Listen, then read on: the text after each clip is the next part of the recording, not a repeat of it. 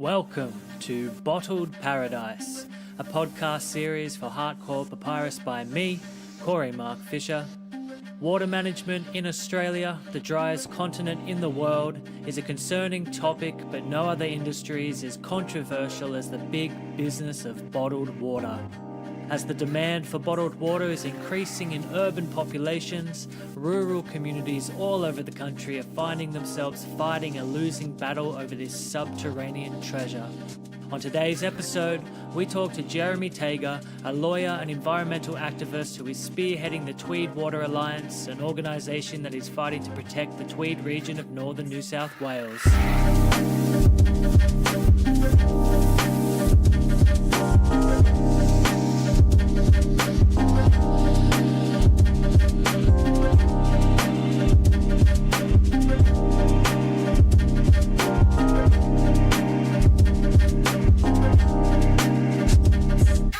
Jeremy Tager, thank you very much for speaking to me today. Pleasure, Corey. We're going to talk about water mining specifically in the Northern Rivers, which is North New South Wales of Australia, in the caldera that's 250 million years old, with Mount Warning at the middle of it. And I just want to ask you first, what is water mining for anyone who doesn't know? So water mining, as we are defining it, is extraction of groundwater, transport in bulk containers, bulk trucks, semi-trailers, and putting it into plastic bottles or bottling it in some other fashion for the bottled water industry. So it is removing it from country, removing it from the community in which it is needed, and removing it from the ecologies. So if you talk about the Northern Rivers has numerous rainforests, numerous World Heritage sites. Those are all groundwater dependent. So when you take water out, it's taking water away from both people and ecosystems that need it. Sure. And so what is the state of water mining in the Northern Rivers at the moment? So we have 4 active water miners. The oldest one goes back 15 years. They have been taking water out and transporting it up to southern Queensland for bottling. There's one application that's on the verge of being approved for a former water minister in New South Wales, which in itself is an interesting story, and another one all ready to follow that, and there are apparently several others that have now been submitted. So we're seeing what we predicted, which is that if you allow water mining to continue, you open the door, because it is a way to make money very easily and cheaply if you don't care about the community in which you live. Right. And you're a part of the Tweed Water Alliance. That's correct. Yeah. And is that a group of people who are fighting for the rights of the people? What's the goal? What is your goal? So Tweed Water Alliance actually formed in response to the application in Yukai for a water mine by that former Minister for Water. Right. And it's just a group of citizens who, as we began to look at this more closely, realized that it wasn't just Jack Hallam's water mine. It was the existing ones, the fact that they were operating unlawfully. It was the fact that council wasn't enforcing, monitoring, or ensuring compliance with the consent conditions they'd imposed. So we began to realize we had a much bigger problem. And so our view is there should be no water mining in Tweed Shire. This is a place of extraordinary beauty and extraordinary dependence on water. And to take water out in the ways in which it's being taken out with so little science and so little compliance and so little monitoring is a really dangerous road to be on. Why do you think there is a lack of monitoring?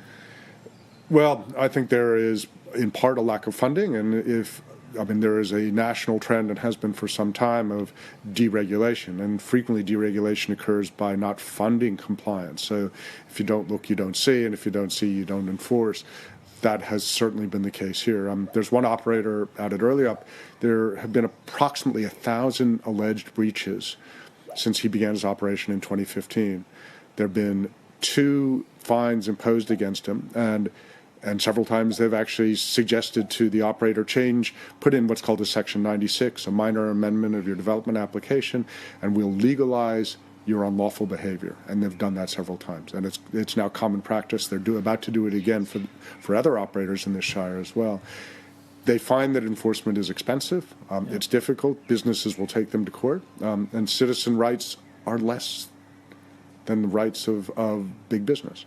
So, for instance, somebody who applies for a mine who gets rejected can go to what's called merits review. It means you can go to court and have the court decide whether the decision was the right decision to make.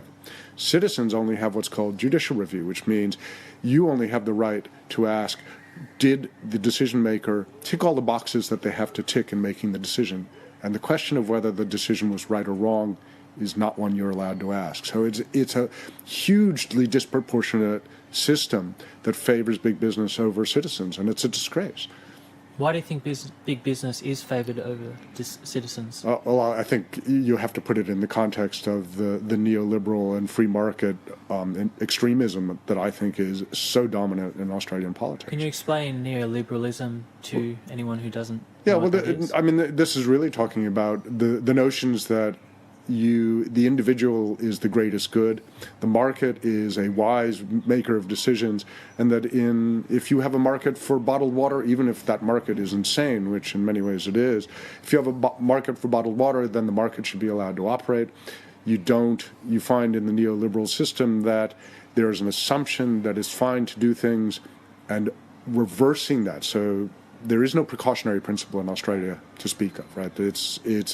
You can look in almost any regulatory agency and you will not find a precautionary principle, which basically says, sorry, my hand moved up, says that in the absence of good information, act cautiously. Don't make decisions without good information. Seek more information. And so that hasn't happened here in relation to water. There have been 3 hydrological studies that have been done in this entire shire, and all of them have been 24-hour pumping studies commissioned by those who have the water mines. All of them have made the same finding, which is discredited, which is that there is no connection between the bore from which they're pumping and the surface flows of the creeks nearby. How do they know that? They don't. How can you test for that? How do we even know what's going on underground? Well, you can test for it. We actually, the Tweed Water Alliance commissioned a review of those pumping studies, or 2 of them, by Professor Peter Cook, who's probably the leading fractured rock hydrogeologist in the country.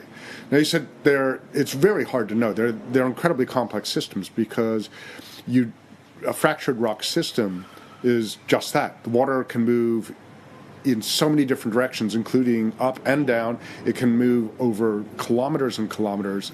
It can be connected to each other and to surface water in ways and places that are very hard to determine. Now, there are techniques that can be used. Peter Cook has written a booklet on all the testing that you can do to begin to properly map and understand the fractured rock system from which you're taking water.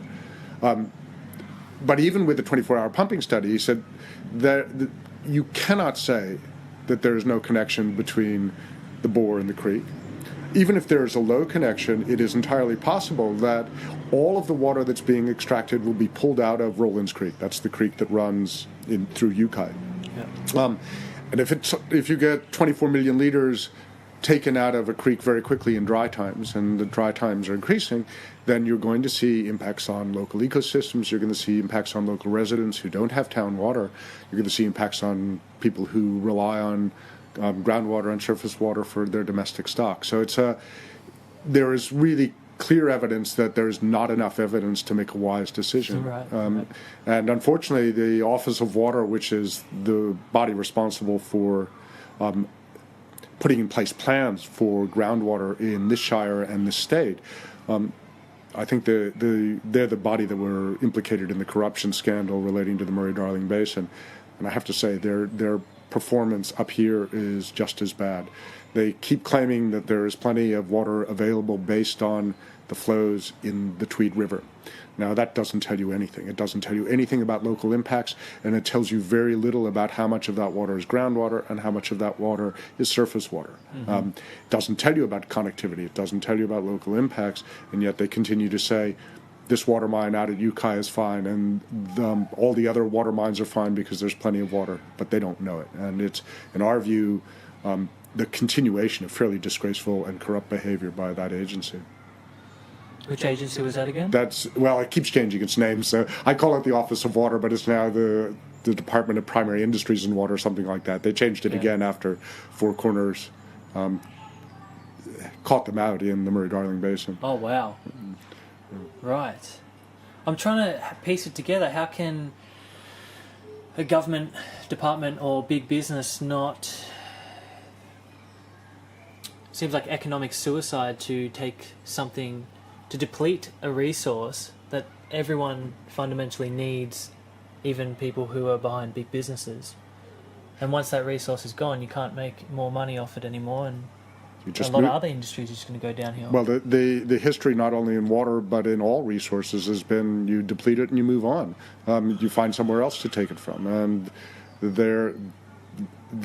mind you, Australia probably will have a shortage in time because we are already the driest continent on Earth. And right. For me, that fact alone and the fact that we've got a water mining industry, you can't reconcile them in a time of increased drying. I mean, if you look at the state of water all around the world, it's the same trend. There's less and less water and more demand for it, and it's a disaster waiting to happen, and has happened in some places. I mean, it's not as though this is, you're seeing the most severe droughts, California, Eastern Europe, Australia. I mean, it's everywhere, and yet we are still not waking up to the fact that water is our most precious resource, and the way to treat it is to protect it, not to sell it. But this is, again, where you have a neoliberal view, which is, oh, we'll always find it somewhere else. Really? I just get so... There's such a disconnect there in that thinking. We'll just find it somewhere else. Well, what if you can't? Well, it seems like common sense that a resource is finite and not infinite. One of the big debates against neoliberalism has been that you cannot have infinite growth in a finite system. Sure. It's fundamentally illogical. You will deplete at some point all of the resources upon which you rely, including the atmosphere, which is what we're doing with climate change. That ethos remains in place, that we must continue to grow. You do not hear either of the big political parties ever say we have to go to what's called a steady state system, which is actually becoming reliant on reuse, recycling, and reducing the need for that increasing level of consumption and resource depletion. And it's happening in all sorts of ways. It's happening if you look in the oil industry, right? So what's happened is, I don't know if you know about peak oil. So in peak oil, the view is that the days of cheap and easily available oil have passed. And so what you will see is that the cost and the risks associated with extraction will get higher and higher. That's where we are now. And eventually we're on the downward decline in terms of availability of that resource. This is why you look at the politics of renewables and say, why on earth do you not go down the path of renewables when that technology is now so able to meet our needs? Mm. But water is the same. I mean, why on earth would you put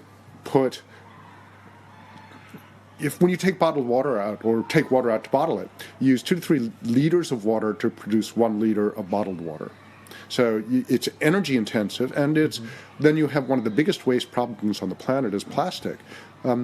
What redeeming features exist in this industry? Because in our view, there are none. It's an industry that makes somebody money, but it doesn't have any redeeming features either in terms of resource depletion, waste, or communities or ecosystems. Everywhere you look, it creates problems but doesn't solve them. Sure. The only redeeming feature I see from the consumer's perspective, from someone who doesn't really know what's going on behind it or how it got to the shelf, bottled water it's incredibly it's handy. It's handy, and I think there's a growing awareness of people not really wanting to drink the chlorine and the fluoride in their water. More and more I'm seeing in cities people just drinking bottled water because they don't want to drink what's coming out of their tap. Especially when I went to Europe, all the pipes are so old there. They're just drinking bottled water. It's also because people become more conscious of their health as well, so they're trying to make a healthier choice. Now, let me start with because the points you raise are true in part. There are several things that are happening because, as I was saying, I think before you were recording, is that the 5th largest industry on the planet is now water. Wow. Most of it is water infrastructure. So you get if you know Bechtel and Halliburton, they are the... I haven't actually heard of them. Remember Dick Cheney? In America? Yeah. So some of the worst corporations on the planet, Bechtel and Halliburton, very much involved in defense. They're also now very much involved in water. Wow. So when they buy the infrastructure, part of what is happening is they allow that infrastructure to deteriorate because they don't make money out of the infrastructure for water or upgrading the infrastructure. So they've got a hand in both pies, right? So they own the infrastructure. They make money out of selling the water to private citizens, or tap water. Yeah. But when that deteriorates because they don't upgrade it, they have a hand in the bottled water industry, which is far more lucrative than what they're going to get out of the water infrastructure. Water bubblers. Why are there no water bubblers? I don't know if you know the Gold Coast Airport. It didn't have a water bubbler until about a year ago, less than a year ago. Mm-hmm. And so the only way of getting water was to buy bottled water. Mm. Part of the handiness that you talk about is the fact that it is being made more and more difficult to find water. There's no bubbler in Yukai. Why not? Right. These are things that There's a tap behind the toilet block. There is, and although some people would have an issue with taps near toilet blocks, I assume. But I think you have to understand that what's happening to water, and part of the reason that bottled water is popular is because it is part of an intentional marketing exercise and an intentional exercise in moving people towards bottled water and away from tap water by the water industry. Mm-hmm. But it's also the other way they're marketing it is a PR thing, is the thing you have to take to the gym, right? Is this notion of being seen with a water bottle is somehow now seen as attractive rather than... particular brand. And particular brands and all of the stuff that goes with branding. And one of the operators around here is a very slick PR exercise. They bottle and market a brand of water called Yaru Water, which is an indigenous word, and they have indigenous owners, a family that own that company. Do they part own the company? They part own it, yeah.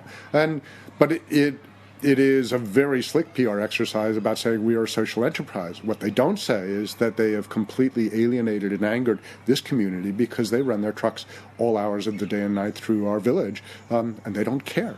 And so to justify one social enterprise with an act of social contempt is unfortunately pretty par for the course in this industry in this shire.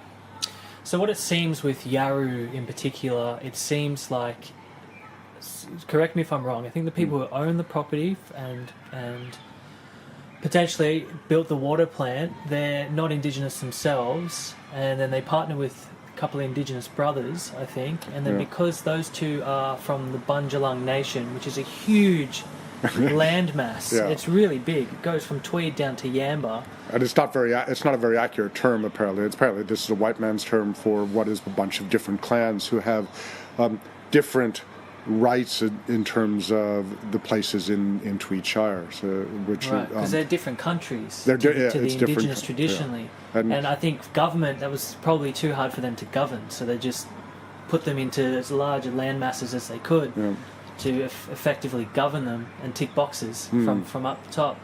So then they've partnered with these Indigenous people, and I can't confirm that this is exactly what has happened, but it seems like it's a strategic partnership.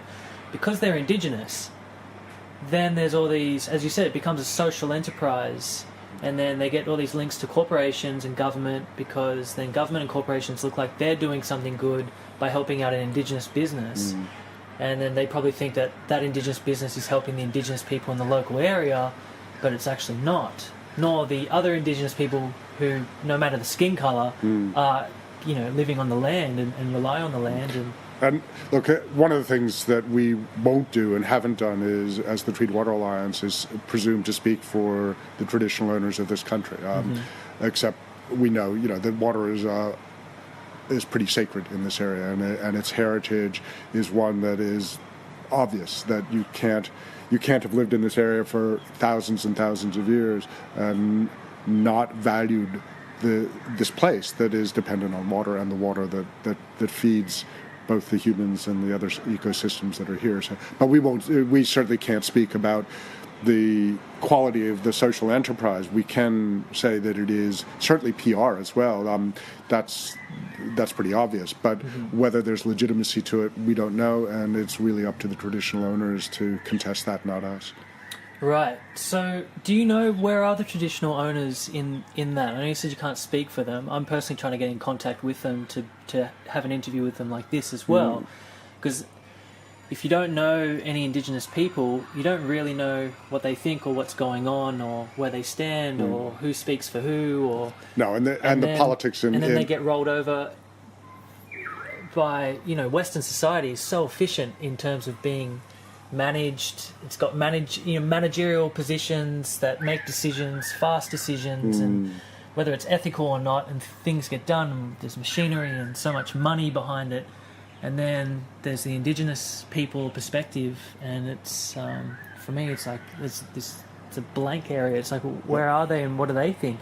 Yeah. And then you have these consumers with the Yarra water who are buying what they think is an Indigenous brand, and it's helping Indigenous people through the Yarra Foundation, and they think they're doing the right thing by choosing that water over another, which potentially it is a better choice.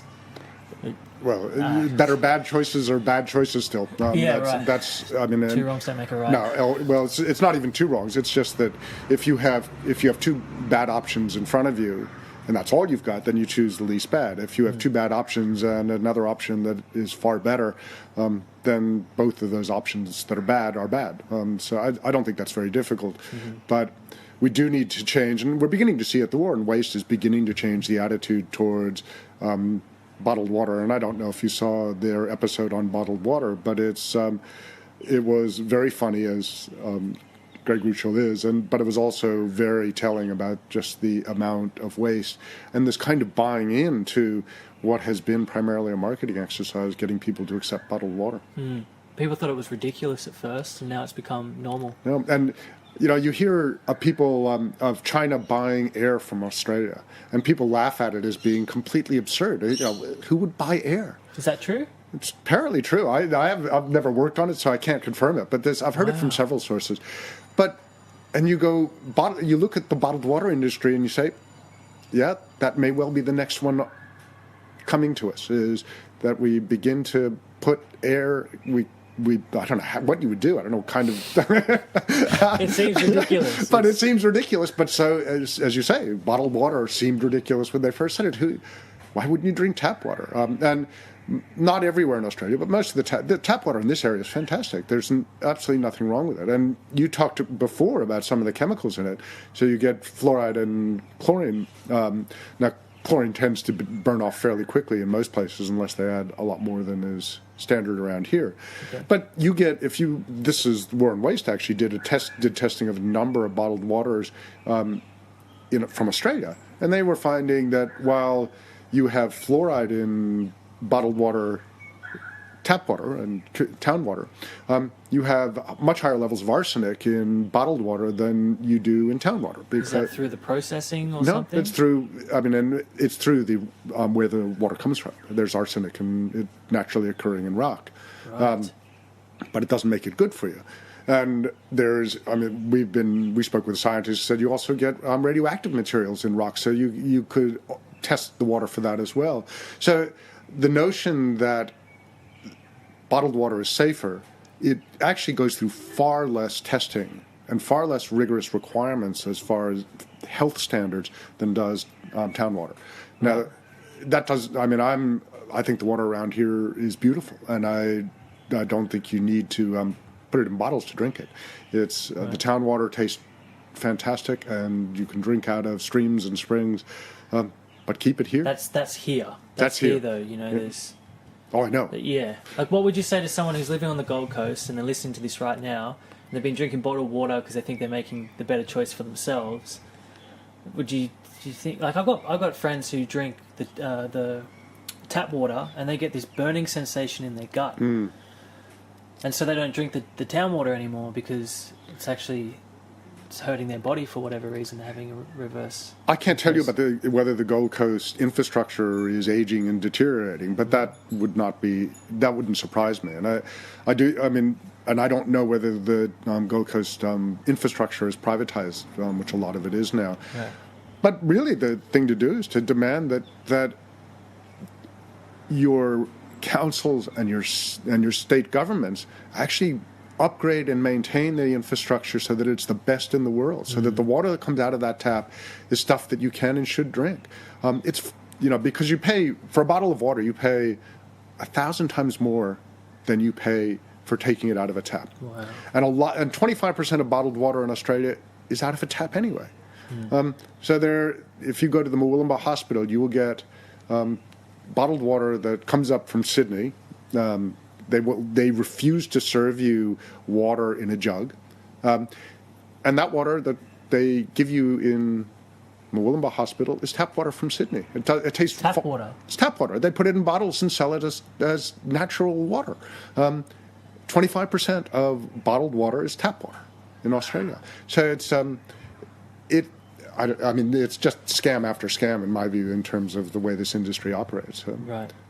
So you use 3 liters of water to produce a liter of bottled tap water,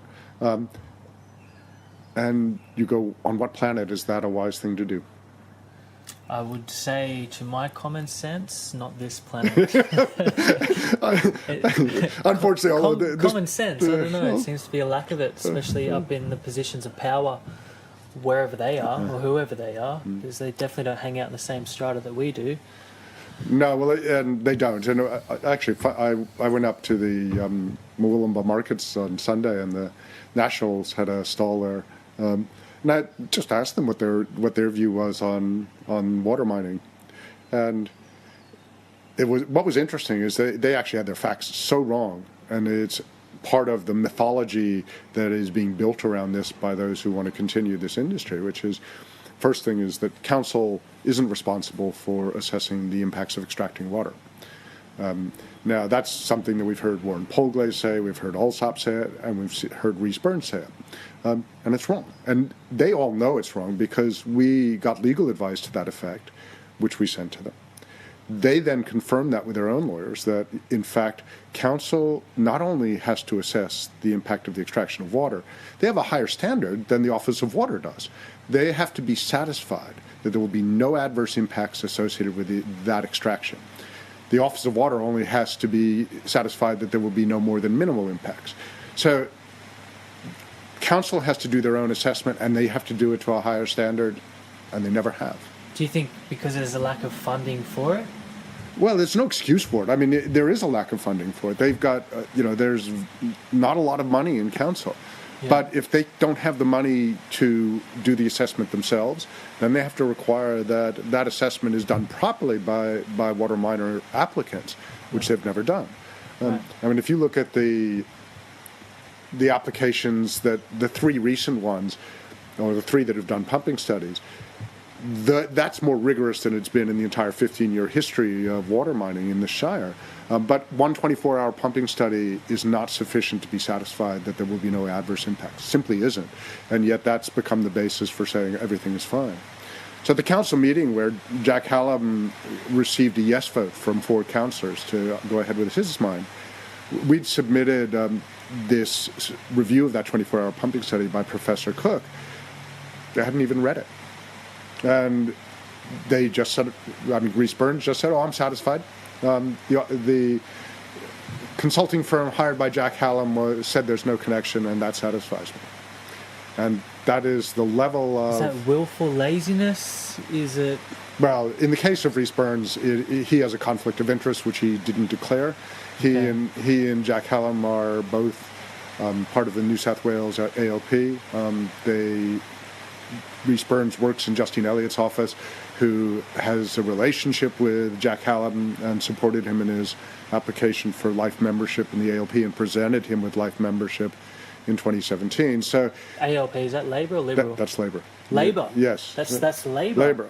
Well, it's one of the interesting things about all of this is the political connections in this industry are huge. Right. And in part, so this industry became possible in the 1980s after Howard pretty much allowed a private property right in water. It's not called that because technically you can't have a property right in water, but allowing trading in water has operated and does operate like a property right. And so when that began, the lack of control over it was something that was both occurred because of the political system, but also a number of political people have become involved in water mining. And so if you live on the Gold Coast, you have a fellow named Borbidge who's on the board of a water mining operation on Mount Tamborine. You have a fellow named Palaszczuk And I don't know if you remember Henry Palaszczuk, Anastasia recognize the Palaszczuk's name. father, who was a Minister for Agriculture and Water in Queensland about 15, 20 years ago. You have a fellow named Doug Edwards, who's the son of Sir Lewis Edwards, a Brisbane Liberal Party member of the Liberal Party elite.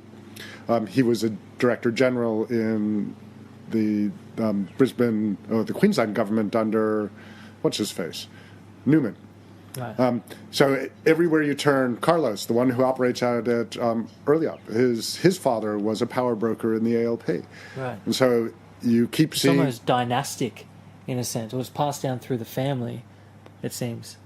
Power connections. Well, indeed. You know, and the water opportunities. has become one of the easy ways for them to have their noses in the trough, to put it bluntly. I wonder what water do they drink themselves. I have no idea. Yeah, Yeah, I don't know. I mean, you can only really speculate from this level, from this point, about what's... I don't like to get too, make too many assumptions because we don't really know. It's not like you have these connections, but it's not 100% transparent No, in what's going clearly on and no, it's- everything. yeah, no, it's you- easy to make assumptions as well, but it seems like definitely there is connections. Yeah, this And- is a kind of a case. If it walks like a duck and talks like a duck, it probably is a duck. Yeah. But there is certainly, it's an inordinate number of political connections, and it's not all of them. Not all of the operators have those connections, but it's enough that makes you think there is a vested interest in maintaining a system of basically non-regulation of water extraction in this state. This is both connections to Labor and Liberal. Yes. So it's not, one side No, is it's more angelic than the other or something. Well, I have my view is that the difference between Labor and Liberal isn't nearly as big as Labor and Liberal like to pretend it is. I Yeah. think they're part of the ruling elite, Right. and they protect those interests first and foremost, Yeah. regardless of whether it's Liberal or Labor who benefits from particular aspects of it. Sure. There seems to have always been a ruling party or something. There's always there's a power elite in society. However, now we have the technology to extract water and send it to all these places. And I think that sense of privilege, because the inequalities are going greater and greater in this country like everywhere else, the sense of privilege that comes with that inequality is growing greater as well. And so you have the ruling elite are more powerful and harder to reclaim power from by lowly citizens. Right. So what power does council have? So, while council has power to enforce, it has power to in fact, in my view, it has an obligation to do all of those things because it's obliged to protect the public interest. That's its, in theory. Supposed to, right? Yeah, in theory. In theory, that's its legislative obligation. It's not just supposed to. That is their job. That is what they're legally required to Then do. who's holding them to account to make No one. sure that they do that? No, right? well, and this is where citizens have to do that now. And we're trying, because we found council staff in particular, their performance in relation to water mining has been abysmal. And with one exception, but that exception is only recent, they don't exercise the kind of due diligence that you would expect from any assessment. So when they were assessing Jack Hallam's, right, how many examples can I give? So first of all, Jack Hallam. Jack Hallam is the former Minister for Water in New South Wales government, who has a water mine that has got preliminary approval from council just a couple of weeks ago. And that's on Rollins Creek Road. That's on which Rollins we were Creek talking about Road. Rollins Creek before. Yeah. So council staff, in assessing that application, first of all, they assessed the water, but they ignored the report that we provided to them showing that you could not be satisfied that there wouldn't be adverse impacts. And I won't go into the reasons why they ignored it, but they did. There's an intersection, Cuyahoga Road and Rollins Creek Road, which comes in at Rollins Creek Road comes into Cuyahoga Road, which is quite a busy arterial road, at a 45-degree angle. Now, we provided what's called a swept path, an illustration of how a 15-meter truck, an articulated semi-trailer, would have to pull out of that intersection. It would have to occupy both lanes. So we provided that to council. They then got in touch with the traffic consultants for Jack Hallam, who, so they obviously agreed there was a problem there. Mm-hmm. traffic consultants then suggested taking a chunk out of the RSL memorial on the boundary of Rollins Creek Road and Kygel. The war memorial. Yes, they were going to take a chunk out of it. And council obviously said, there's no way on earth that's going to happen, and there wasn't. So then suddenly, hey presto, that intersection is no longer a problem. In the final report recommending approval of Jack Hallam's, they said it's an easy right-hand turn. They have a little pretty arrow showing the truck occupying one lane only. It is disgraceful and, in our view, corrupt. They ignored, so the minimum width that's permitted on rural roads for a truck and a car to pass each other, that's not a truck and a truck, is 5.64 meters. Now, there are a number of areas along Rollins Creek Road that are only 5.2 meters. Yep. What did the council recommend doing about it? Absolutely nothing. They made an argument that the public interest this development was in the public interest because Jack Hallam benefits and because the development generally complies with planning legislation. Okay. And they totally ignored, there was not a single submission in favor of this development. They dismissed all of those as parochial, which in local council, there's the deputy ombudsman has said, when local council considers the public interest, those kinds of local interests are not parochial. That is the public interest. And yet the council ignored that entirely. And so it goes on and on. This is standard practice for this council staff. Now, clearly, it's not going to be everybody who works there, but there is enough incompetence and enough what appears to be corruption that really there needs to be a serious investigation of that council. Mm-hmm. Yeah, I've spoken to the mayor before, and she was telling me that, she's the mayor, but yet her power to really do anything isn't that great, really. I think recently she delayed a decision. That was the Jack Hallam decision. So council voted for it 4-3, and she put up what's called a rescission motion, and that passed. Didn't need to pass. So that rescission motion will be heard on the 6th of October, and unless the votes changed or will change in the next couple of weeks, we'll have the same 4-3 vote in favor of it. And so yes, she has limited powers, and we're aware of that. So there's a few people there that you got to change. Someone's got to change their mind, or they've got to have their minds changed in order for it to. There are 3 people on the council who will never change their minds, and that's Poglaze, Alsop, and Owens. Consistently vote for business regardless. In fact, 2 of them have voted against enforcing the law, which is, considering their obligation we were talking about before, their obligation to uphold the law.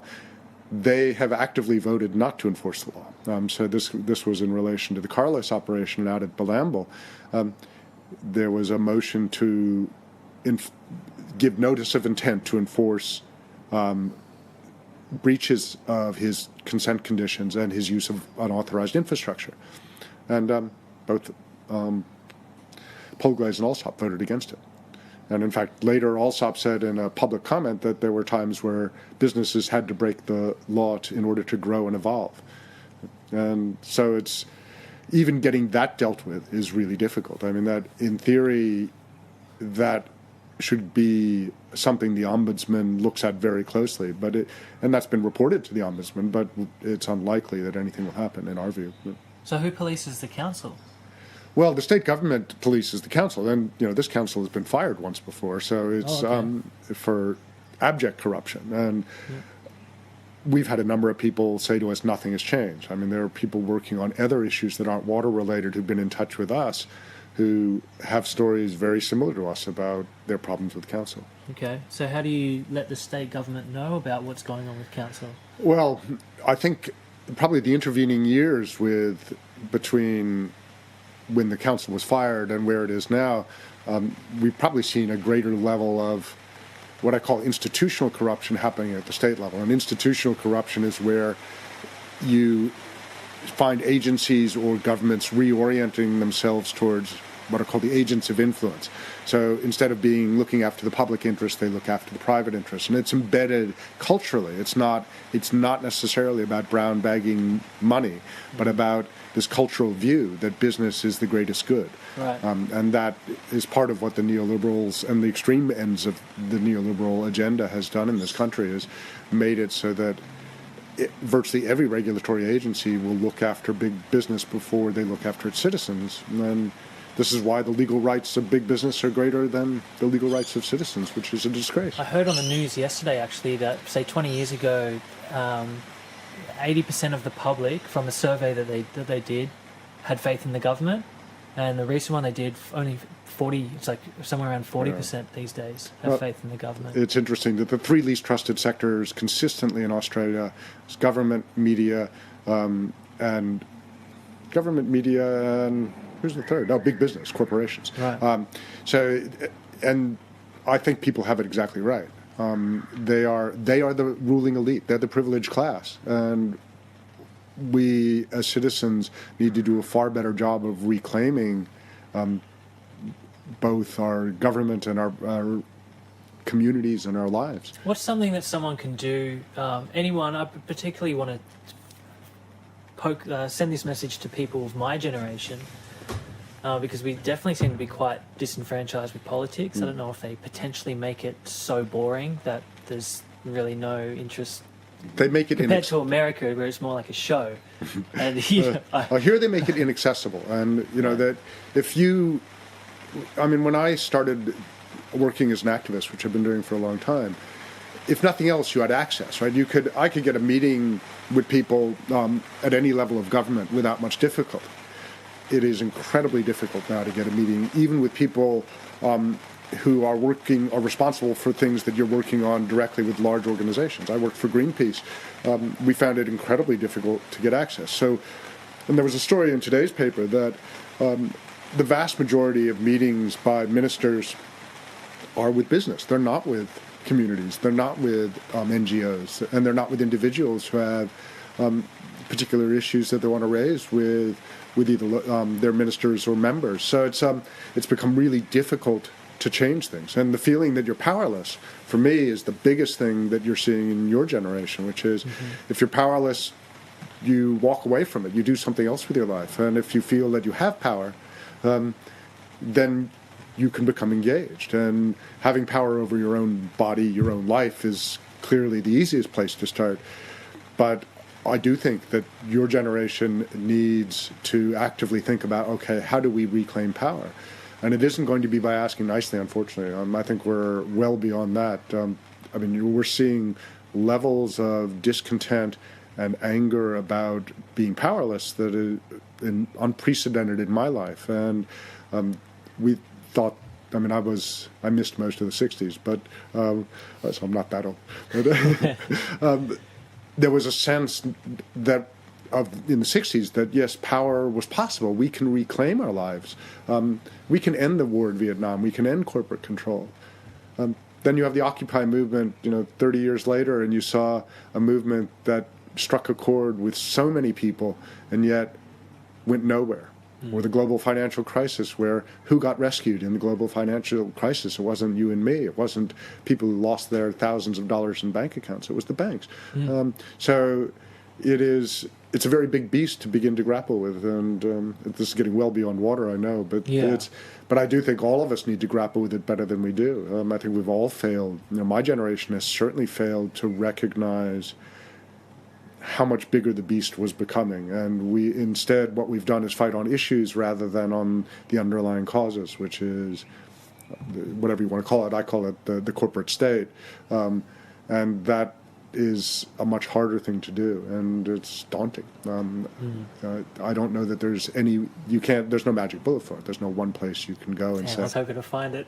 I was hoping you'd have it. I think obviously for people to become engaged, the only way it's going to happen is for citizens to reclaim their lives and world, and whether you do that at a community level, whether you do that at a much larger level, all of it matters. Yeah. So people can they can write to council if they're not happy with something. Yes, but I feel like a lot of people don't really realise that. You definitely can write to council, but I think one of the things that you learn doing this for long enough is that nothing happens quickly. You write one letter and you may or may not get a response, and you can be pretty damn sure that response if it comes, is going to be prevaricating and covering its ass and not telling you what you want to hear. It won't give you answers. It will give you platitudes and stuff that is not answering what you need to know or not giving you what you need to get. So you need to be far more determined than that. And I mean, I do an awful lot of freedom of information requests, and it used to be it was pretty easy. What's that, asking for information? Yeah, so freedom of information laws exist federally and at every state level, where you can apply for the release of documents related to particular things. And the laws aren't bad laws in the sense that they basically say this is about having a transparent government. Mm-hmm. But the reality is very different. They don't want to release things. You have to fight for everything to be released, and then you have to do another freedom of information request on top of the first one to get more information because of the things they haven't told you or things that you've gleaned from these documents. So it's getting transparency out of governments is incredibly difficult, and Australia is one of the worst countries in the Western world as far as transparency goes. And this is what the ruling class does, right? They don't want you to know what they're doing. They will tell you we're looking after you, but I think we all know to some extent that we're being screwed by them. We don't always know how we're being screwed, but that's what happens. Government has a lot of power in Australia. It does. It took me a long time to realise that. And this is where I think if people say, "Oh, I don't care about politics," that's wrong. You may say, "I've decided not to engage in politics because it's so corrupt and awful." Yeah. But everyone should care because it is so much in your daily life. I'm an ex-lawyer, and I used to run a class with high school kids or young kids, and looking at where's the law in your daily life, and not all of it's bad. A lot of it's benign, right? So a lot of it has to do when you wake up in the morning. So that's where we started in talking about where's the law in your daily life. Mm-hmm. It's in the pajamas you wear. So fire retardants are used in pajamas. Some of those are toxic. So those are questions that should matter in your life. Mm-hmm. Your electrical system, when you turn on the light to get dressed, heavily regulated. Generally pretty good as far as I know. Mm-hmm. Clothing. Well, not heavily regulated. We buy clothing from overseas that's the result of slave labor. Don't even know it because we don't require reporting of that in Australia. So the law is everywhere, but it doesn't mean it's all bad. But it means that if you're not paying attention to it, it's more likely to be bad than if you do.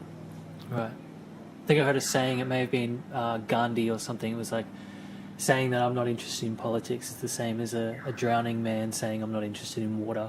Back to water we go. Back to water we go. Yeah. Well, that's I think very, very apt, and water is life. I mean, this is the thing I find so difficult to understand. It's how do we, in a country that is as dry as this country, not know how important water is and how important it is to protect it rather than exploit it as a commodity. It's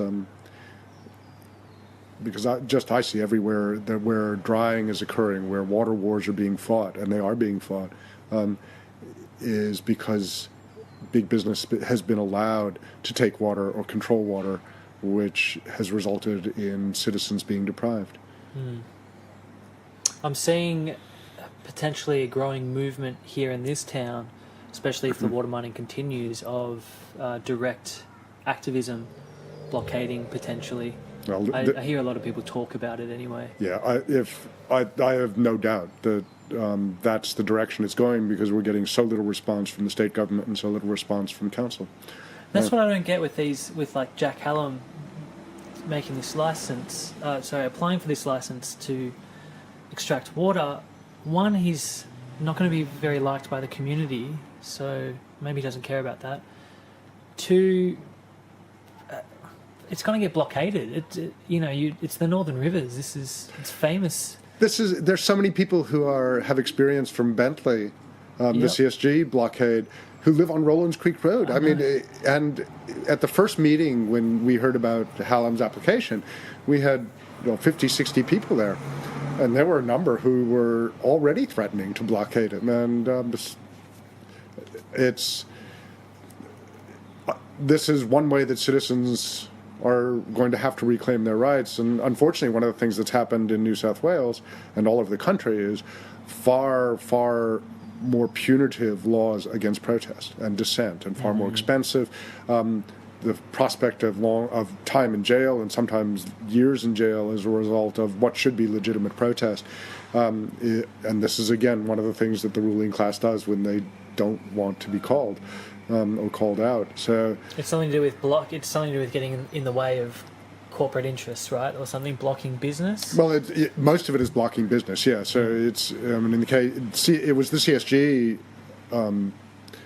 stuff that really prompted these new laws and a lot of the coal activism. So blockading, Greenpeace did this a number of times, is blockading ports, blockading coal loaders. And I was involved in blockading a port I was working on genetically engineered foods and trying to stop a shipment of canola coming into the country. It wasn't going out of the country. But it was, at that stage, it was so easy that we had... there were no penalties at all. It was basically it was legitimate protest. It was a way of making it clear a position of an organization and a large number of people.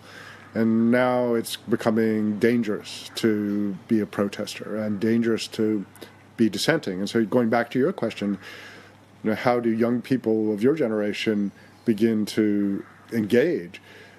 It's not only harder at a political level because you don't have power and they're not going to give it to you, but it's also harder at community level, where one of the traditional ways that citizens have expressed their concerns and reclaimed their lives and the lives of their community is through protest, and that's being made harder as well. So these are things that need to change, but in part it has to change one truckload of water at a time. Mm-hmm. I have noticed that there's no one really of my generation in politics at the moment. There are few. There's a few? There are a few, yeah. Sometimes I wonder, do the older politicians just have to die out first or something before? Well, yeah, but you look, Rhys Burns is in his 20s still. Oh, right. And so he's younger, but he's a mold, right, alike to all the other politicians. And he's making decisions based on his affiliations and his political antenna. What happened with Justine Elliott with the CSG, she was not opposed to CSG to begin with. And it was only when the political winds began to blow hard enough that she changed her tune. So that's what we're going to have to do with water, and that's what we're going to have to do with Rhys Burns. But it shouldn't be that way. And Rhys Burns should be voting on the basis of the public interest. And what, in our view, is a really clear case of the public interest is this is not good for the community. It's not good for the roads. There's no income, that comes to local councils from water mining. They get no revenue from the water. They get a one-off road contribution, which doesn't come close to meeting the cost to roads of heavy vehicles. And so, incredibly, we as residents and citizens are going to be forced to subsidize this industry. In fact, already are. How so? So the amount of damage done by a 15-meter truck, which is 43 tons fully loaded, is 10,000 times the damage done by a passenger vehicle per kilometer traveled. So that's like saying 10,000, well, 3 loads a day at 43 tons and 3 trucks at whatever it is, 15 tons, proposed to run along Rollins Creek Road for Jack Hallam. So the amount of damage, if you've driven Rollins Creek Road, you see it's already a mess. It has a number of slumps. It has, it's quite a dangerous road. It's a dangerous road with a lot of damage on it. Yeah. And yet that damage is now exponentially going to be greater if those trucks begin to run. And his contribution is likely to be around $14,000 one-off. Over the life of a water mine, which can run for decades or in perpetuity if you have enough water. We're likely to see less water here than we've got now. But that damage isn't going to be paid for by Jack Hallam. It's going to be paid for by council. That's us. Which is taxpayers. Yeah. Okay, well, we'll finish it off here. Is there any famous last words you have, or any particular encouragement that you have for anyone out there that may want to get involved with this protest or with this argument? Yeah, there's a quote of Martin Luther King that's, and I'm not going to get it exactly right, but so forgive me that. But one of the things he says is, it's really important to remember that everything that the Nazis did in Nazi Germany was legal, and everything that the Hungarian freedom fighters did was illegal. Don't be afraid of that. I hope that's helped. Yeah, well, thank you very much for talking to us today, Jeremy. Pleasure, Claire. And thank you very much for listening to this episode of Bottled Paradise. I hope you enjoyed listening to Jeremy Tager talk about this issue. He's a brilliant man that deserves plenty of respect, and you can find and follow his work at the Tweed Water Alliance on Facebook, which the link to that will be below. If you did enjoy this, then please feel free to subscribe to this podcast, as this journey is far from over and we all have a lot to learn about this subject together. You can follow me at Hardcore Papyrus on Facebook and Instagram, as well as check out my website at hardcorepapyrus.com. Please leave a 5-star rating, leave me a comment, let me know that you're listening. Thank you for listening. I hope you have a great day, and I'll see you next time.